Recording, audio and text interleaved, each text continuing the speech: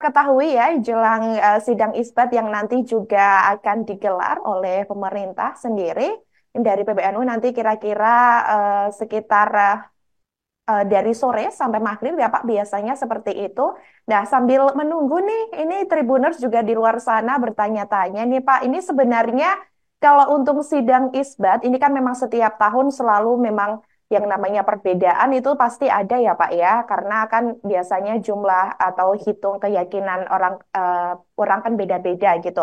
Nah, ini kalau Pak Sugeng sendiri pernah menyinggung nih kalau untuk tahun Lebaran ini kan sama ya Pak. Apakah ini kira-kira benar Pak? Apakah memang sama ini dari pemerintah sendiri kira-kira berdasarkan prediksi? Baik, Mbak Sandy. Jadi untuk sidang isbat ini digelar pemerintah itu hanya untuk Ramadan, Syawal, dan Dzulhijjah, 3 bulan yang sakral itu ya. Terlebihnya itu tidak ya. Kita ada kalender Hijriah nasional itu, kalender Hijriah Indonesia atau KHI, itu sudah ada di sana data hisabnya, ketinggian hilalnya.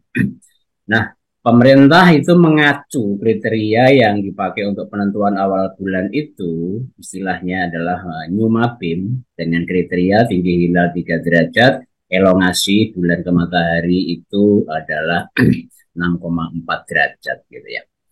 6,4 itulah poinnya, karena itu sudah ada hasil observasi yang empiris. Nah, dari kriteria itu akhirnya kita bisa mengetahui kan di Indonesia ini yang mengkerucut adalah satu pemerintah, yang kedua adalah Muhammadiyah, dan yang ketiga adalah Nahdlatul Ulama. Dari ketiga apa namanya unsur ini, kalau itu sudah sepakat ya sama ya. Nah, karena kriteria lah kemudian yang menyebabkan ketiganya bisa berbeda. Kriteria Muhammadiyah ini wujudul hilal sampai sekarang yang dipakai gitu, itu markas di Jogja, asal sudah 0, itu sudah masuk. Nah, Ramadan kemarin hilalnya itu adalah di bawah 3, sehingga ada perbedaan awal bulan Ramadan. Nah, untuk Syawal ini ketinggian hilal di Indonesia ini ya di Solo sekitar 6,6, nanti di Aceh itu sudah di atas 7 derajat. Otomatis di timur Indonesia itu sudah di atas 3 derajat. Sehingga kriteria pemerintah terpenuhi. Artinya nanti sore gitu saat ru'yat hilal itu optimis akan ada yang melihat andai kata langit cerah. Dan kriteria pemerintah terpenuhi sehingga NU pemerintah bersama.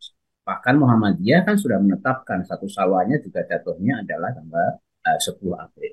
Sehingga satu Syawal untuk tahun ini lebarannya itu kompak antara pemerintah, Muhammadiyah, dan Nahdlatul Ulama serta ormas-ormas besar Islam lain gitu ya.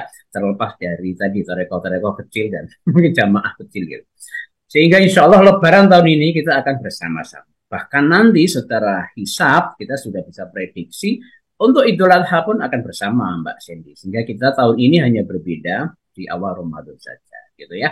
Perhitungan tahun depan nanti kalau kriterianya belum berubah itu nanti Ramadan, Syawal, Dzulhijjah itu akan bersama tahun depan 1446. Tapi ketika kriteria nanti ada yang berubah ya harus kita hitung ulang.